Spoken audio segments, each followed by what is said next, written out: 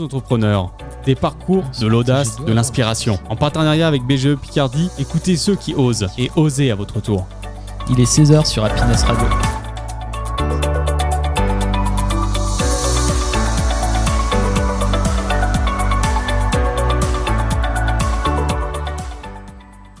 Bienvenue dans l'émission Nos entrepreneurs sur Happiness. Aujourd'hui, comme d'habitude, on est avec William. Bonjour William. Bonjour Clément. Et notre invité du jour, Valérie. Bienvenue à toi et bonjour. Bonjour Clément, bonjour William. Bonjour. Alors, pour ceux qui ne connaissent pas l'émission, on va rappeler un petit peu les modalités, nos rituels, etc. Donc, dans la première partie de l'émission, vous allez découvrir notre invité. Donc, comme on l'a dit, Valérie. J'en dis pas plus, je me retiens. Dans la deuxième partie de l'émission, on parlera plus de son activité, de son parcours, de ses apprentissages. Et vous allez découvrir son sujet de prédilection. Et pour les habitués aussi, vous l'attendez avec impatience, il y a également la chronique IMO de William. On va parler de quoi aujourd'hui ? Alors aujourd'hui, on va parler de comment trouver donc, une pépite immobilière sur le marché actuellement en 2026. Trop bien. Et bien évidemment, on va clôturer l'émission pour revenir sur notre invité avec effectivement le fameux rituel du pitch et bien d'autres éléments avec des conseils et puis aussi d'autres choses qu'elle nous fera découvrir et nous inspirer. Et on terminera là-dessus. Et s'il y a d'autres choses, bien évidemment, William, Valérie, n'hésitez pas à compléter, on est là pour ça et on va pouvoir démarrer maintenant. Alors je te prends un peu au dépourvu Valérie, tu vas avoir un paquet de cartes juste à côté de toi. Donc tu as un premier paquet de cartes avec des petits smileys, là, le jeu de... Tu peux choisir au hasard une carte. Voilà. Et si elle te parle la question, tu la gardes. Et si elle te parle pas, tu as le droit à un joker et tu en pioches une autre. C'est OK ? Vas-y, je te laisse nous la partager. Alors c'est la carte gratitude éternelle. Citez une des choses, voire la chose pour laquelle vous vous sentez le plus reconnaissant dans votre vie. Alors, je crois que la gratitude éternelle, pour moi, c'est la petite flamme que m'a transmise ma maman de l'émerveillement, parce que c'est quelque chose qui m'accompagne au quotidien et je pense éternellement. Voilà, une façon de regarder ce qui est beau dans la vie et de s'émerveiller des petites choses. Trop bien. Bon, ça commence en beauté, j'ai envie de dire, mais ça ne me surprend pas de la part de Valérie. Alors, ensuite, normalement, tu as un autre paquet de cartes. Je ne sais plus si c'est celui de... Oui, c'est avec les personnalités inspirantes. Donc là, tu as le droit d'en choisir une qui t'inspire. Voilà. Et en quoi elle t'inspire ? De nous le partager. Alors, je vais voir ce tu vas piocher, mais on va voir si c'est récurrent, parce que souvent, il y a le même personnage qui ressort. Tu m'avais déjà fait piocher une carte, mais je ne vais pas prendre la même. Super, allez-y. Je choisis Gandhi. Eh ben voilà, c'est le même qui ressort. Ah, allez, vas-y. C'est vrai ? Ouais, je te jure. Non mais c'est très bien, vas-y, continue.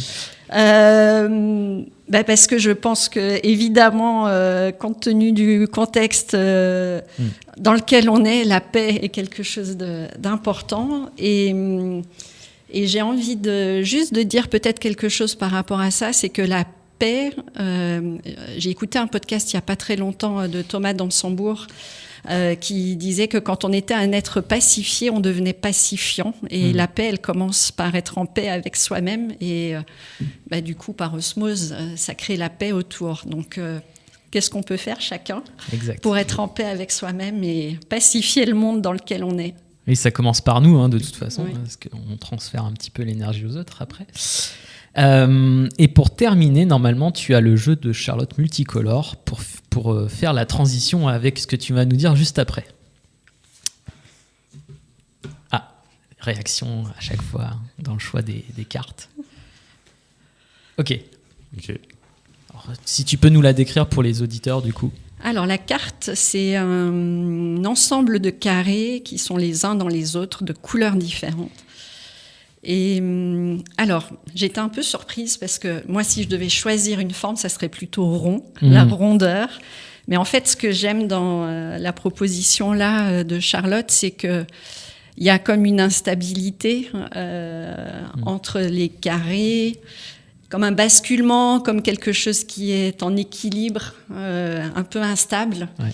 Et c'est ce que je trouve intéressant aussi, parce qu'on est dans un monde qui est comme ça, qui est instable. Donc, comment je peux trouver de la stabilité là-dedans et le sujet dont je vais vous parler dans un instant, c'est aussi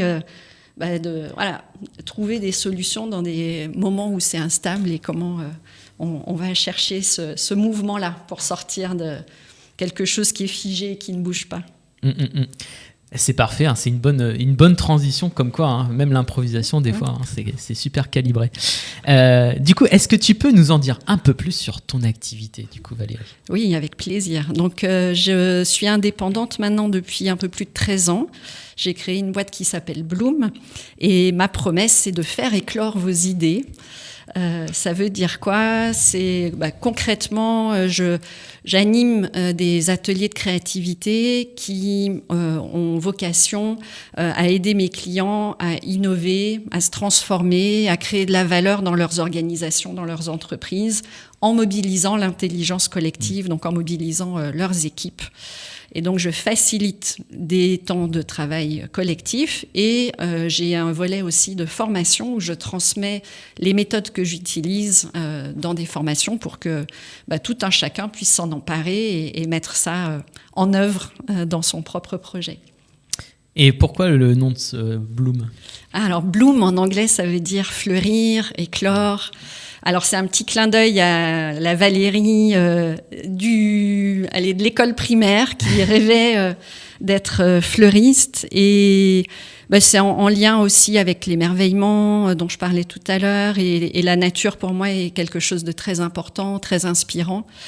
Et elle est source de beaucoup d'inspiration, beaucoup de méthodes que j'ai développées et que j'utilise dans mon activité. Donc évidemment, elle allait se retrouver dans le logo et dans tout le vocabulaire que j'utilise dans mon activité. Oui, parce que c'est vrai que quand on te suit un petit peu, il y a quand même pas mal de récurrences et de références au côté nature, que ça soit effectivement dans le nom ou dans les images que tu partages pour nous projeter dans ta vision de ton activité et dans ta vision peut-être du quotidien par rapport à ces thématiques-là. Donc, je te laisse compléter, mais j'ai l'impression que c'est quand même quelque chose qui est très ancré. Ah oui, pour moi, c'est à la racine de mon projet. C'est à la fois une source intarissable d'inspiration, parce que la nature crée tout un tas de solutions. Donc, quand on l'observe, quand on décortique la façon dont les choses se passent, il y a plein de leviers à trouver et à appliquer à ses propres projets. Et puis surtout, au-delà de ça, pour moi, c'est un lieu qui est profondément ressourçant et c'est un élément qui me semble vraiment essentiel pour tout entrepreneur de trouver cet espace-là de ressourcement. Pour moi, c'est la nature, la forêt. Ça peut être différent suivant les uns et les autres, mais donc oui, c'est vraiment très, très ancré dans mon projet. Oui, il y a d'autres choses sur lesquelles des fois tu fais référence, mais c'est vrai que ça, on le voit plus régulièrement, et puis même dans le vocabulaire que tu utilises. Et puis ça permet aussi de se rappeler de comment tu nous inspires aussi par rapport à la créativité, de se faire ce lien aussi avec la nature. Il y a des images qu'on peut voir au quotidien, donc on peut s'y raccrocher assez facilement, quoi. Donc, en tout cas, moi, c'est comme je suis un fidèle de ta newsletter. Donc, c'est vrai que c'est des choses qui sont très, très liées à tout ça. On va glisser vers un autre sujet. On reviendra sur comment, on va dire, s'initier à la créativité et ta vision de la créativité dans la deuxième partie de l'émission, comme je l'ai évoqué tout à l'heure. Est-ce que tu peux, parce qu'on c'est quand même nos entrepreneurs l'émission, est-ce que tu peux nous partager ta vision de l'entrepreneuriat, ou pour toi c'est quoi entreprendre ? Je dirais que c'est vraiment trouver comment on peut se réaliser. C'est peut-être un peu décalé parce que souvent on dit c'est répondre à un besoin, mais pour moi c'est vraiment un acte fort de réalisation personnelle, de trouver comment je peux trouver ma place, m'accomplir Et grâce à ça, une fois que j'ai trouvé ma place, en fait, je vais pouvoir nourrir le besoin de quelqu'un d'autre. Donc c'est une vision qui est peut-être plus centrée sur soi. Quand traditionnellement, on est plutôt tourné vers un marché en se disant où est-ce qu'il y a un besoin, comment je vais pouvoir y répondre. Ce qui n'est pas faux, et c'est hyper important évidemment de penser à ça et de trouver la réponse qu'on va apporter à ça. Mais pour moi, la réponse, elle part déjà de où je suis, qui je suis, comment je vais grandir, qu'est-ce qui est important pour moi, qu'est-ce qui est unique en moi, que j'ai envie d'alimenter, de faire grandir. Et à travers mon projet entrepreneurial, je vais m'accomplir. Et ainsi, c'est un cercle vertueux. Je vais pouvoir aider, inspirer les autres, les embarquer. Parce qu'une fois que je suis dans cette démarche-là, je n'ai pas besoin de convaincre. En fait, me suis qui est intéressé, me suis à qui ça fait écho, cette démarche-là. Donc, avec qui ça résonne. Oui, avec qui ça résonne. Trop bien. Bon, et du coup, ça m'a donné d'autres éléments que je ne poserai pas les questions tout de suite parce que le temps file, effectivement, et on doit vous proposer effectivement un petit temps de pause musicale. Mais merci beaucoup Valérie pour tous ces éléments. On en saura un petit peu plus du coup dans quelques minutes sur ton activité, tes sujets et puis ta vision de l'entrepreneuriat. William, est-ce que tu peux nous annoncer le prochain morceau ? Oui, donc c'est Amir avec toi. Merci beaucoup et c'est parti, on se retrouve dans quelques minutes sur Happiness. On est de retour dans l'émission Nos Entrepreneurs sur Happiness et notre invité du jour Valérie et bien évidemment toujours en compagnie de William, toujours fidèle au poste comme on dit. Alors dans cette deuxième partie, comme on vous l'a promis, on va parler un petit peu plus dans le détail de l'activité de Valérie et de son parcours d'entrepreneur. On va commencer finalement par ton parcours. Parle-nous un petit peu de ton parcours, comment finalement t'en es arrivé à cette activité aujourd'hui et puis tes apprentissages, si tu as des apprentissages à nous partager. Alors, je vais commencer peut-être par mes études supérieures qui sont un doux mélange de science et de créativité parce que c'était déjà des sujets pour moi qui pouvaient se rencontrer et donc j'ai fait des études de packaging, d'emballage et j'ai commencé ma vie professionnelle dans un grand groupe qui s'appelle Unilever et donc j'ai travaillé dans le développement packaging les premières années et ça m'a amené pendant plusieurs années, 13 ans également, à travailler pour ce groupe-là dans différents métiers dont le fil rouge, c'était toujours l'innovation, le développement de nouveaux produits pour la grande consommation. Donc, travailler sur le lancement de nouveaux shampoings, etc., qu'on retrouve dans les rayons. Travailler sur des belles marques comme Dove, par exemple, que vous devez connaître. Et puis, au fil des années, donc j'ai travaillé sur le packaging, mais j'ai travaillé aussi sur l'innovation de façon plus transversale, en allant justement animer des sessions avec des consommateurs, des clients, comprendre les comportements, faire des études pour comprendre les comportements en magasin, analyser les concurrents, enfin tout ce qui tourne autour de l'environnement de l'innovation et qui permet de comprendre pourquoi on fait ce qu'on fait et quelles sont les prochaines idées, les prochains lancements à faire pour répondre aux besoins des consommateurs. J'ai été aussi, pour la dernière partie chez Unilever, responsable des études produits avec une chouette équipe qui réalisait des produits. Voilà, ça peut être au domicile, dans un salon de coiffure qu'on avait, des produits qu'on testait sur les cheveux, qu'on testait dans les salles de bain pour voir comment les clients utilisaient les produits. Enfin voilà, c'était absolument passionnant. Et en fait, il y a eu un moment de plan social dans cette entreprise qui a été un peu, je pourrais dire, une épiphanie parce que à la fois le jour où on nous a annoncé ça a été terriblement difficile et en même temps un sentiment de grande ouverture, comme si le champ s'ouvrait et que tout était possible d'un seul coup à nouveau. Et c'est à ce moment-là qu'est né Bloom, vous vous en doutez. Et voilà, c'est vraiment... à la fois, ce parcours m'a permis d'acquérir plein de choses qui ont été une expérience hyper utile pour ce que je fais aujourd'hui. C'était concret, j'étais dans le concret. Et voilà, et en même temps, à un moment donné, ça m'a donné la liberté d'utiliser tout ça et de le traduire et de l'amener au service de plein d'entreprises, de secteurs d'activité différents.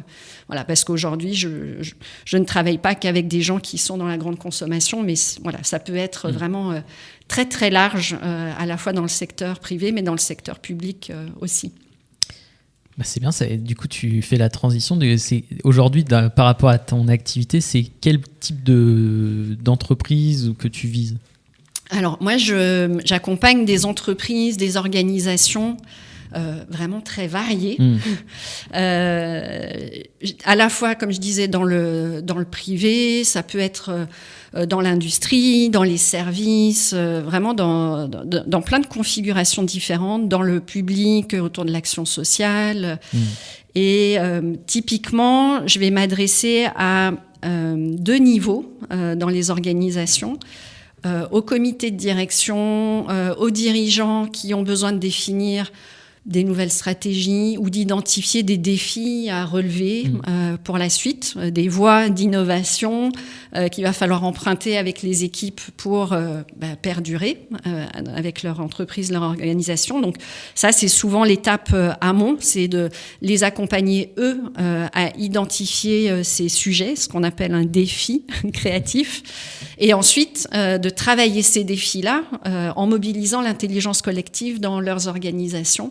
Donc travailler vraiment concrètement avec des groupes d'équipes transversales qui vont, grâce aux méthodes que je propose, à l'environnement que je vais créer le temps de l'atelier de créativité, les aider à trouver des pistes de solutions sur ces problématiques qui ne sont pas évidentes à résoudre, pour lesquelles il n'y a pas de réponse évidente. Et c'est principalement en équipe ou tu le fais aussi en individuel ? Ça peut se faire en individuel, mais la créativité, elle est décuplée en collectif. Donc, j'ai plutôt...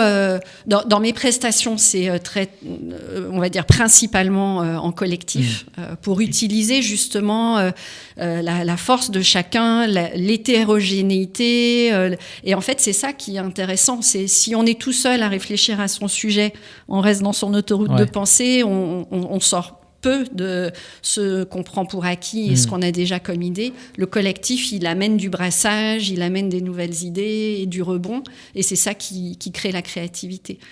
Maintenant, on peut déjà tout seul aussi améliorer son potentiel créatif, élargir un peu son regard et avoir une capacité, une aptitude à trouver des idées plus originales. C'est possible aussi. On peut travailler ça individuellement, mais moi, ce que j'aime, c'est embarquer les collectifs autour de ça.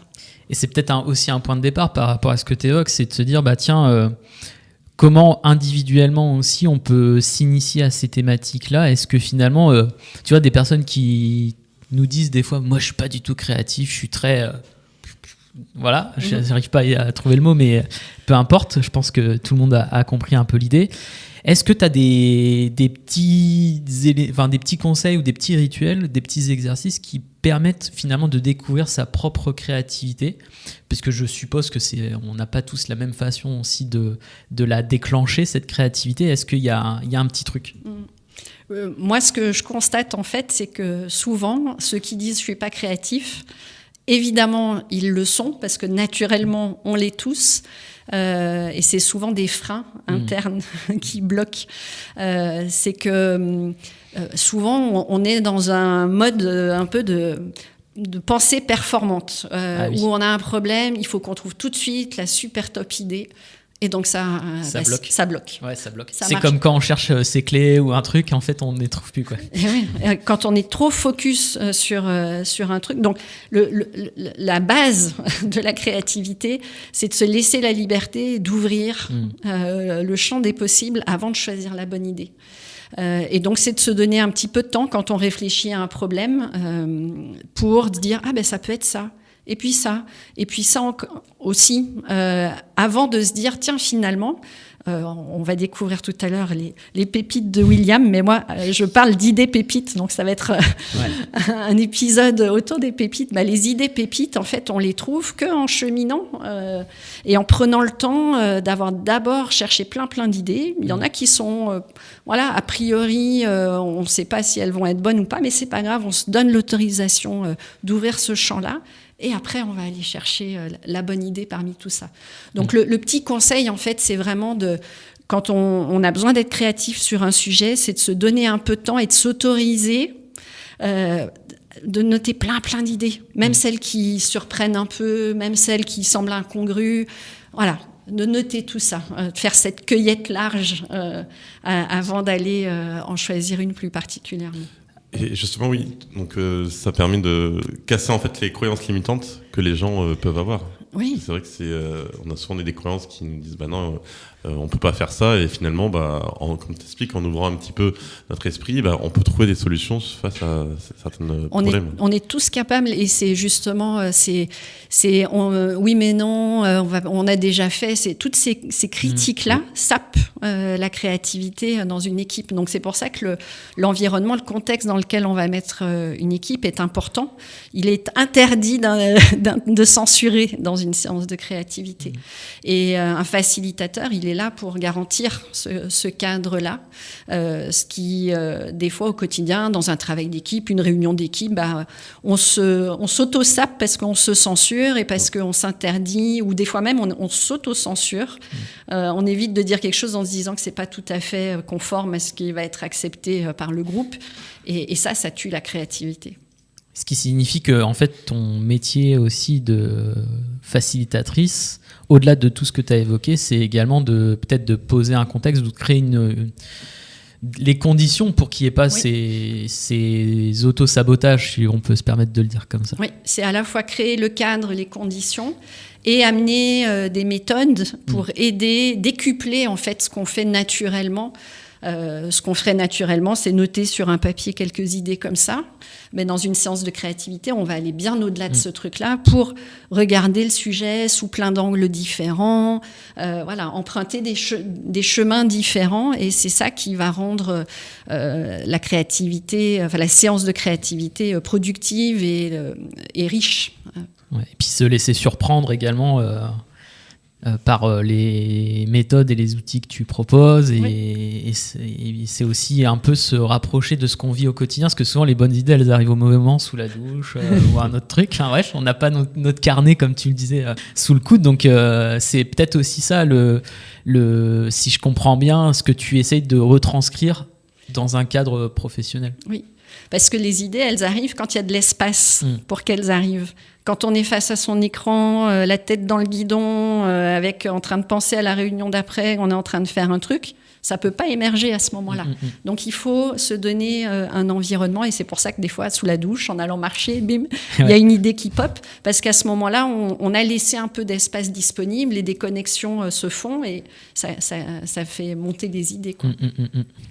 Ok, super. Bon, là, on a pas mal d'éléments, mais il y a un truc aussi qui pourrait être intéressant de creuser un peu plus, parce qu'on parle de créativité depuis tout à l'heure, mais finalement, qu'est-ce que c'est la créativité ? Parce que je pense que ça mérite précision. La créativité, je dirais, c'est l'aptitude à émettre ses propres idées singulières,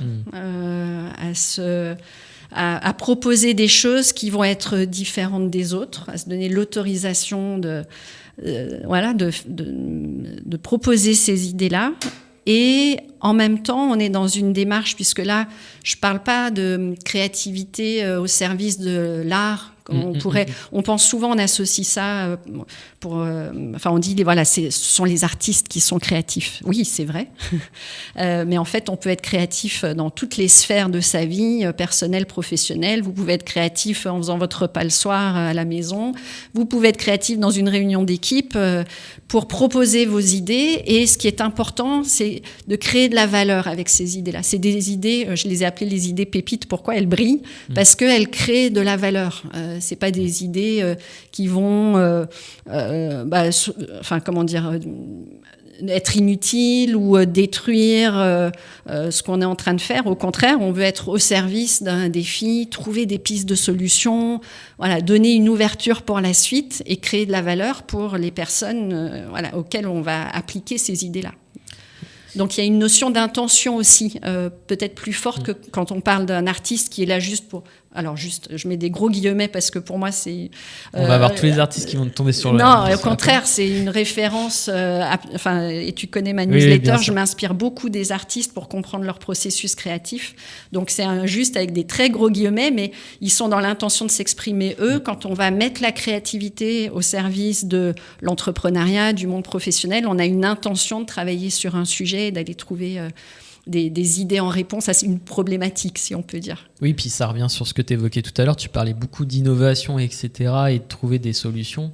C'est vrai que si on se dit, tiens, on a 15 minutes pour trouver l'idée miracle, et un truc hyper innovant, bah, effectivement, ça a bloqué tout ce processus créatif, quoi. Oui. Donc, ouais, ok. On en sait beaucoup plus sur ce sujet-là. Est-ce que, William, tu veux compléter par quelque chose ? Non, c'est assez complet, assez clair. Effectivement, il faut que les personnes justement puissent se détacher un petit peu de leurs croyances et, comme tu as dit, essayer de s'ouvrir aussi un peu plus et se dire que c'est possible de trouver des solutions tous ensemble. Yes. Et pour résumer ce que tu dis, moi j'aime bien dire, c'est avoir les pieds dans le terrain et la tête dans les étoiles. Parce que le pied dans le terrain, il faut être connecté à son contexte, à sa réalité, aux contraintes de l'entreprise, de l'organisation en question. Ça, il n'y a pas de doute, il faut être connecté à ça.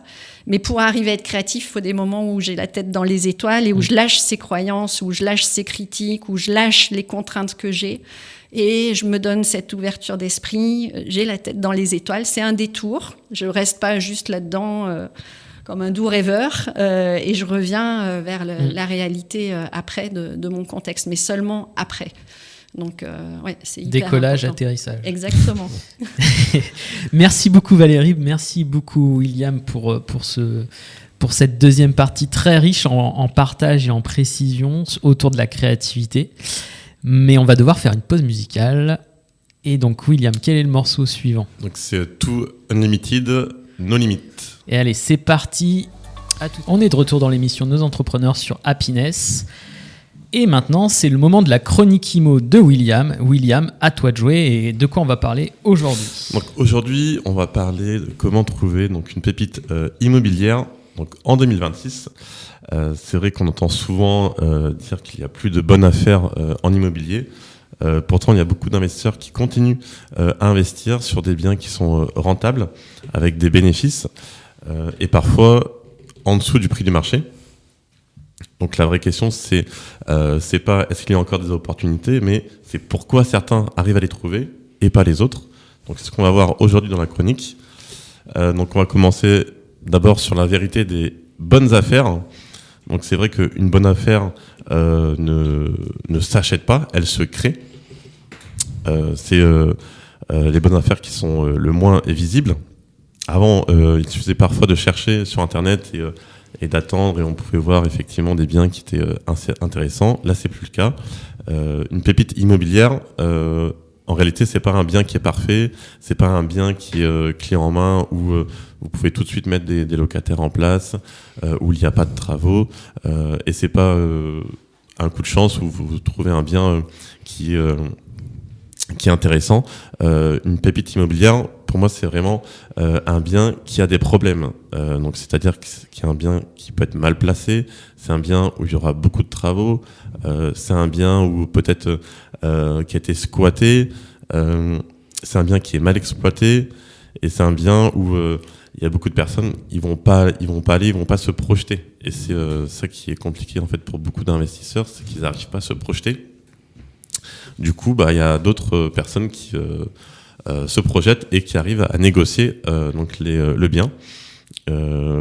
Donc il faut chercher vraiment des biens qui sont en fait imparfaits pour les transformer. Donc là, on va voir où se cachent les vraies opportunités. Aujourd'hui, il faut vraiment regarder les annonces où il y a des travaux en fait à faire, et vous serez il y aura beaucoup moins de concurrence en fait par rapport à ces biens-là. C'est vrai que les pépites, ça se trouve souvent donc sur des biens qui sont mal présentés. Des fois, on voit des photos qui sont un peu sombres. Il n'y a pas beaucoup de luminosité. Il y a peut-être une seule photo. La description peut être bâclée. Bon, maintenant, avec l'IA, c'est faux parce que les agents immobiliers cèdent beaucoup de l'IA pour améliorer donc la visibilité de leur texte et pour que le prospect soit justement plus attiré par l'annonce et donc a envie après de les contacter. Mais c'est vrai qu'il y a encore des annonces, surtout de particulier à particulier, où on peut trouver juste quelques lignes pour décrire le bien. Et c'est là aussi où on peut aller pour dénicher une pépite. Et il ne faut pas attendre d'avoir une description parfaite. Donc c'est ça qui peut faire la différence. Les biens avec travaux, c'est là où beaucoup de personnes ont peur parce qu'ils ont du mal à se projeter et à visualiser en fait le rendu une fois les travaux finis. Donc c'est vrai que c'est quelque chose qui peut créer de la valeur une fois qu'on arrive à faire les travaux, et surtout il y a moins de concurrence si vous vous projetez sur un bien où il y a des travaux, et donc forcément la négociation sera plus importante parce qu'il y aura moins de personnes qui vont faire des offres d'achat. Concernant les biens mal exploités, par exemple, ça peut être un T3 qui est loué en nu. Et donc là, le loyer donc, est bas, et donc par rapport à votre crédit, vous n'arrivez pas à l'autofinancer, vous devez peut-être rajouter donc, de l'argent de votre poche. Mais si vous transformez la stratégie et vous le mettez en colocation, là, ça sera donc un bien qui sera loué trois fois plus cher, puisque vous allez louer chaque chambre. Et donc là, c'est quelque chose qui sera rentable. Ou comme un grand appartement qui peut être sous-optimisé, qui est loué en nu, mais on peut faire peut-être du Airbnb. Ou alors un bâtiment avec plusieurs appartements que vous pouvez louer donc avec des loyers qui sont bas. Mais si vous projetez, vous regardez le prix au mètre carré, vous augmentez les loyers, et là tout de suite en fait vous créez la pépite parce que vous avez changé quelque chose dans la stratégie et dans les loyers. Et par rapport après au réseau local, c'est vrai qu'en 2026, il y a une grande partie des bonnes affaires qui ne sont pas visibles en ligne. Donc il faut aller voir les agents immobiliers, les notaires, les artisans. Il y a aussi beaucoup de bouche à oreille. Et j'ai aussi une petite astuce là que je pense pas beaucoup de personnes connaissent, mais en fait il faut regarder aussi les maisons qui sont abandonnées, ou les maisons où des fois vous voyez peut-être des pigeons qui tournent autour, ou avec pas mal d'excréments. Là ça c'est des maisons abandonnées, et ça peut être une future pépite si la personne s'intéresse, c'est-à-dire qu'elle doit aller rechercher au niveau du cadastre à qui ça appartient, faire un petit peu ses démarches d'investigation, et ensuite arriver à trouver le numéro de téléphone de la personne pour savoir si c'est un bien qui sera à la vente plus tard, ou alors une maison abandonnée, ou alors une succession et personne ne s'en occupe. Donc ça, c'est quelque chose aussi à faire attention quand vous baladez dans les rues. C'est vrai qu'en tant qu'entrepreneur, des fois, on peut être un petit peu dans les rues, en train de peut-être chercher un prospect, en train de trouver des futurs partenaires. Et vous pouvez justement trouver ce genre de pépites. Donc ça, c'est une vraie astuce, même si les agents immobiliers peuvent l'entendre, mais en tout cas, pour un futur investisseur, c'est intéressant de la connaître. Et pour les signaux donc d'une vraie pépite, comment on reconnaît déjà, c'est aller en dessous du prix du marché. Donc c'est pas forcément beaucoup moins que le prix du marché, mais en tout cas, ça permet après à la revente de revendre le bien que vous avez acheté sous le prix du marché, vous le revendez au prix du marché, et comme ça, vous n'allez pas perdre en fait d'argent. Parce que vous l'avez bien négocié. Il y a aussi un potentiel d'optimisation, comme je l'ai dit tout à l'heure, quand vous transformez un T3 qui est loué en colocation. Ça, c'est aussi un vrai signe d'une pépite immobilière, parce que vous pouvez diviser le bien, donc le louer en colocation, le meubler ou réorganiser l'espace pour optimiser justement les loyers. Et c'est ça qui va déclencher que vous pourrez avoir du bénéfice et des cash flows. Il y a aussi donc dans les signaux d'une vraie pépite une demande locative qui est forte. Donc aussi, on parlait de croyances limitantes tout à l'heure. Si on investit dans des villes avec peu de démographie, ou des villes un peu plus, je vais en dire ruraux, on peut avoir effectivement peur. Par contre, la demande locative va être importante, et donc vous êtes sûr de pouvoir louer. Alors certes, peut-être il y aura des aides de la CAF. Certes, peut-être il y aura des problématiques après avec certains locataires, pas tous, mais en tout cas, si vous recherchez des bénéfices, vous pouvez être sûr qu'il y aura une demande par rapport à ça, et ça sera possible de louer. même si vous avez un bien qui est très bien placé, s'il n'y a pas de demande locative, vous n'avez pas loué, et donc du coup votre crédit, ça sera de votre poche. Donc il faut vraiment faire attention à ça. Et concernant les travaux, comme je dis tout à l'heure, les travaux créent de la valeur. Donc il ne faut pas faire des travaux d'architecte ou de grandes rénovations, mais vraiment des travaux fonctionnels qui permettent d'augmenter le loyer ou d'élargir la cible locative. Il faut aussi avoir une stratégie claire avant de louer, savoir à combien on va louer, à qui on va louer. Ça, c'est des choses qui sont essentielles pour vraiment établir son business plan et avoir après du bénéfice. La méthode que des investisseurs professionnels et aguerris utilisent, ils ciblent déjà leur zone précise, ils connaissent leur marché, ils savent analyser rapidement, et ils les visitent aussi rapidement, et ils font des offres qui sont vraiment très structurées.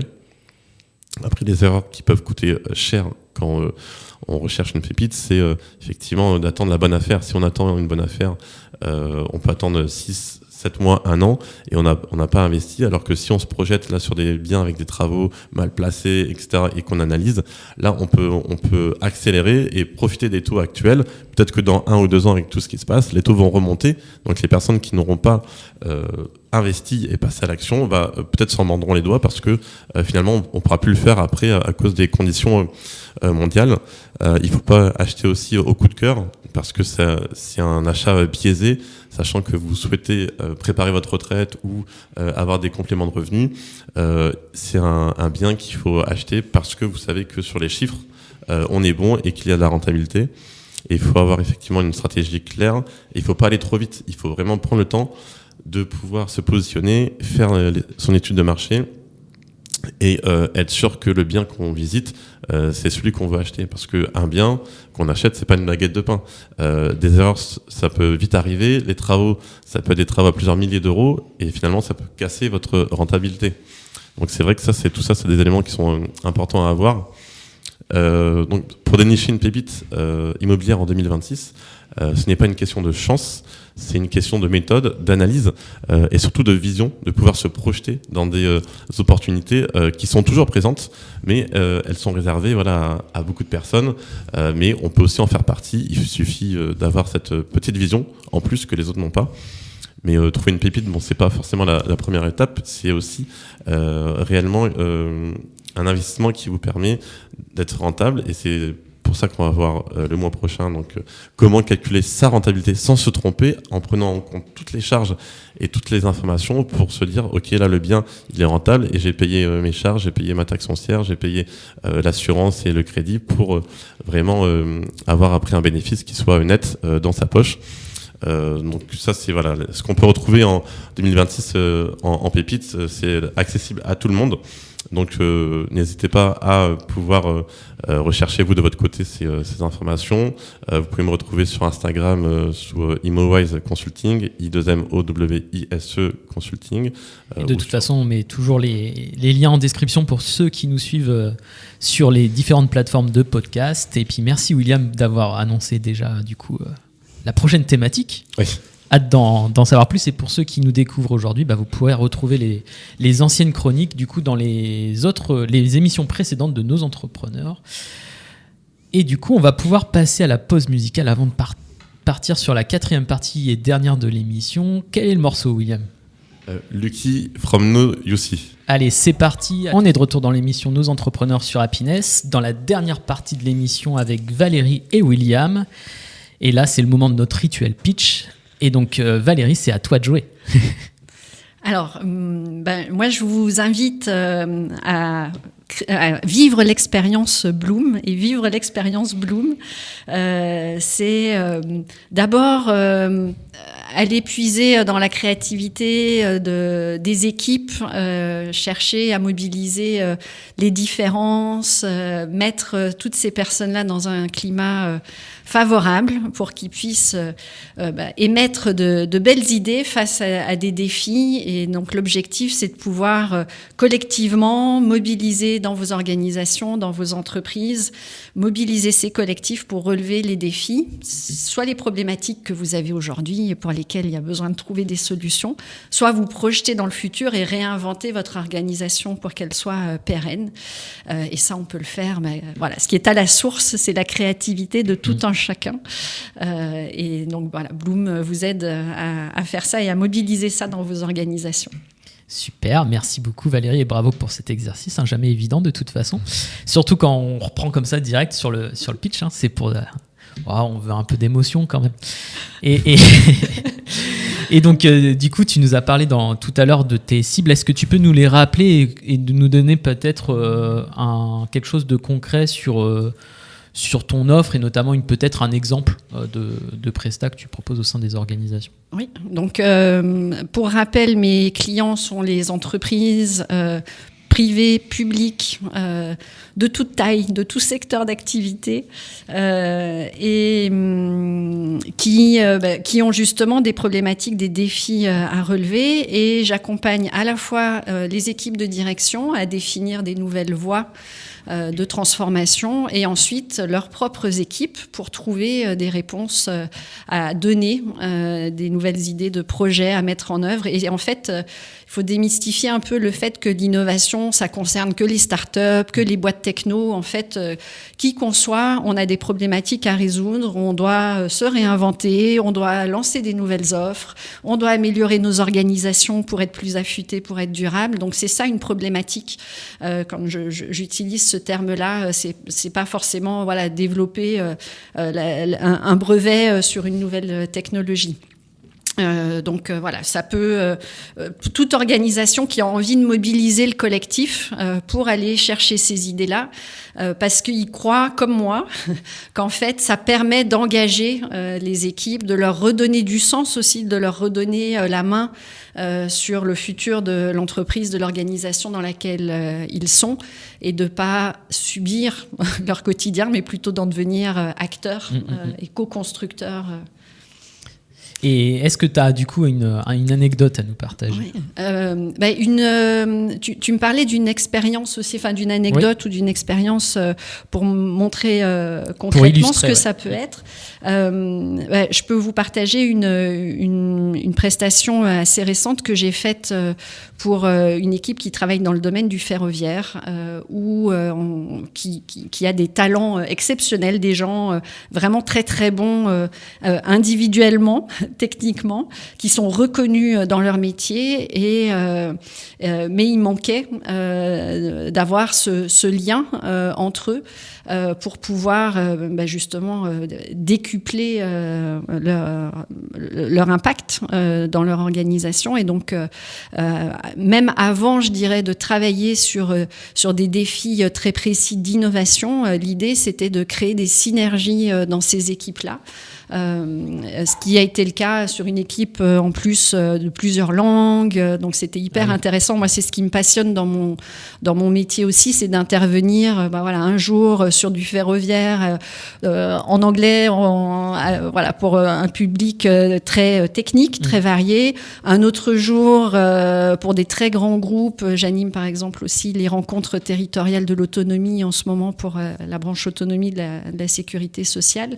Donc des publics variés, du territoire, des acteurs du terrain. Enfin, c'est absolument passionnant de s'immerger à chaque fois dans des environnements différents, de comprendre, de toucher du doigt l'environnement dans lequel j'interviens pour être au plus près de la réponse que je propose et les aider au mieux. Ok. Bon, là, c'est très très imagé, c'est très précis. Merci beaucoup Valérie, on en sait beaucoup plus du coup je pense sur ton activité, à qui tu t'adresses et ton offre. En plus avec le super pitch que tu nous as fait, normalement il n'y a pas de raison de... Là je pense qu'on a tous les éléments pour savoir ce que tu fais et si ça nous parle. On va revenir un petit peu sur ce qu'on a introduit tout à l'heure au niveau de ton parcours d'entrepreneur. Finalement, cette question, je la garde depuis le début. Ça y est, elle va sortir. C'est vrai que tu as dit que ça fait 13 ans que tu es entrepreneur et que tu proposes finalement ces prestations autour de la créativité. Mais je pense que c'est pas un parcours linéaire au niveau de... Est-ce que finalement, il y a aussi ces moments de doute et comment finalement on peut rester toujours aligné après tant d'années avec ce qu'on a pensé initialement et où on veut aller demain? Comment on gère ça finalement? Et c'est évidemment loin d'être linéaire. Et je vais revenir à la nature dont je parlais tout à l'heure. C'est cyclique, c'est un peu... je pense que quand on est entrepreneur, il faut qu'on réalise que c'est un peu comme si on traverse les 4 saisons. Il y a des moments, évidemment, de doute, où il y a moins d'activité aussi. Il faut vivre avec des moments avec plus d'activité, moins d'activité. Il faut garder la confiance dans le fait qu'il y a des choses qui vont arriver. C'est pas facile. Et pour moi, ma plus grande ressource, c'est justement de me raccrocher à ces saisons-là, de se dire que tout est cyclique, qu'il y a des moments en fait d'hiver. Et en fait, c'est pas facile à travailler ces moments-là. C'est pas facile à traverser, ces moments-là. Mais en même temps, l'hiver, ça nécessite de ralentir, ça nécessite de faire de l'espace. Et qu'est-ce que j'ai dit tout à l'heure ? Quand on fait de l'espace, c'est là où il y a des nouvelles choses qui arrivent. Et donc souvent, ces moments où on est un peu en jachère, donne de l'ouverture sur des nouveaux projets. Donc, il faut accueillir ces moments-là pour qu'après, justement, il y ait l'été, le printemps que j'adore, on est en plein dedans là, ça fleurit, il y a de l'énergie. Alors, c'est pas toujours calé sur les vraies saisons, hein. Des fois, on peut ressentir l'hiver en plein été, mais c'est d'écouter en fait ces cycles intérieurs et de se dire que tout passe, tout va se transformer à un moment donné, d'avoir confiance dans la vie et dans les choses qui vont nous arriver par la suite. Donc ça c'est vraiment quelque chose à cultiver, cette confiance-là et cette notion que c'est cyclique. Ça peut pas être tout le temps linéaire et en continu et en performance. Et tu me parlais de la vision de l'entrepreneuriat avant aussi. Moi, j'ai plus du tout cette vision-là de croissance effrénée. Au contraire, c'est comment je peux à la fois bien vivre de mon activité, mais me préserver, me régénérer à travers tout ça pour durer. Parce que comme on disait, tu avais la question autour de 13 ans, comment on fait encore en fait, le secret, c'est de continuer à grandir à travers sa propre activité. Et je crois que c'est de continuer à rester curieux, à l'écoute des envies et puis de les suivre. Pour faire évoluer son activité.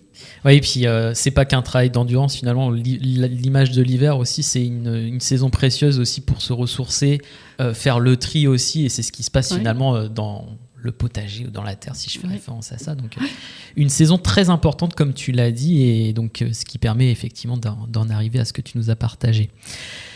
Alors ensuite, j'aimerais bien lancer un petit peu la perche parce qu'on arrive vraiment sur la fin de l'émission, mais est-ce que tu as une annonce à nous faire ou quelque chose qui pourrait nous permettre de continuer l'aventure en ta compagnie finalement, Valérie ? Moi, j'aurais envie de vous orienter vers ma newsletter, qui a un espace, pour moi, je prends beaucoup de soin à travailler chaque mois, donc je ne vous pollue pas avec des dizaines de messages, mais je prends beaucoup de soin à travailler un partage d'expérience, une proposition, une réflexion, une inspiration. En fait, tout ce qui me traverse, j'essaye de le retraduire et voir comment ça peut vous être utile pour cultiver soit votre propre créativité, soit des trucs et astuces pour animer ça en interne dans vos organisations. Donc voilà, je vous invite, si vous avez envie d'être ouvert et nourri régulièrement, à venir vous abonner à ma newsletter. C'est l'espace où je partage vraiment toutes ces choses-là qui me traversent et qui me nourrissent personnellement. Ouais, on vit l'aventure avec toi des fois. Et puis ça parle pas que de nature, hein. Des fois il y a aussi, tu parles de l'art et d'autres choses. On avait même organisé une fois je crois, un atelier qui se basait sur une visite d'un musée que tu avais fait. Oui, autour de Freddie Mercury. Freddie Mercury, exactement. Oui. Ouais. Hyper intéressant. Comment les artistes aussi peuvent nous inspirer dans leur processus créatif, dans leur posture. Donc, tout est source d'inspiration. Et voilà, c'est intéressant de décrypter ça, ce qui est à notre portée, et puis voir comment ça peut orienter votre propre réflexion sur la problématique qui est la vôtre à un instant donné. Yes. Alors, il nous reste 1 minute. Donc, merci déjà beaucoup à tous les deux. Donc, je vais faire la transition aussi par rapport à ta newsletter. On la retrouve où cette newsletter et on retrouve tes coordonnées où et comment on interagit avec toi? Oui, alors le premier point de repère, c'est mon site internet. Donc, je vous invite à y aller. Vous pourrez voir aussi des témoignages des clients que j'ai accompagnés, voilà, les styles de prestations que je peux faire. Donc, c'est www.bloom-id.fr. On vous mettra les références, j'en suis sûre. Et ensuite, je suis présente à la fois sur LinkedIn et Instagram. Mais voilà, je privilégie mon site internet sur lequel j'ai des articles, j'ai cette newsletter et pour moi c'est le temps long plus que l'instantanéité des réseaux, donc je vous invite là-bas. Exactement, je pense que c'est plus adapté effectivement pour chacun d'entre nous. Alors on va terminer sur notre fameux rituel de la bouteille à la mer. Est-ce que tu as une recommandation à partager à nos auditeurs? Oui, parce que je suis traversée en ce moment par un sujet pour lequel j'ai des intuitions déjà depuis plusieurs années, qui est un sujet absolument passionnant, et je suis en train de suivre une formation que je vous recommande hautement d'un monsieur qui s'appelle Olivier Hamon, qui est un biologiste français et qui partage sa vision et appuyé sur tout un tas d'éléments scientifiques de ce qu'est la robustesse. Et pour moi, c'est vraiment quelque chose de très très important à explorer pour l'avenir. C'est comment, dans un monde instable, imprévisible, évidemment, je pense qu'on fait tous le même constat. On est déjà dans ce monde-là. Comment il est suicidaire en fait de continuer à être juste dans un modèle de performance à tout prix, mais plutôt de s'inspirer encore une fois du vivant et de la nature, et comment la nature mobilise un certain nombre de choses pour être légèrement sous-optimale, mais de façon à être robuste et durable. Et je trouve ça absolument passionnant, et je suis plongée dans tous ces éléments-là en ce moment pour les comprendre, les intégrer et bientôt aussi les proposer dans les pistes de réflexion autour de l'innovation et de la transformation des entreprises. C'est très intéressant. Moi, je le connais. J'ai déjà écouté une interview de 3 heures sur une chaîne YouTube bien connue. Je ne ferai pas de pub, mais en tout cas, vous pourrez le retrouver assez facilement. Et c'est vrai que c'est très inspirant et ça nous projette effectivement sur le monde de demain. Merci beaucoup Valérie pour tout ça. Avec plaisir. Et puis merci beaucoup William. On se retrouve de toute façon le mois prochain avec notre ami et une nouvelle invitée également qu'on annoncera prochainement. Tu as envie de devenir ton propre patron? Besoin de conseils et d'astuces? Viens à la rencontre de nos entrepreneurs sur Happiness, en partenariat avec BGE Picardie.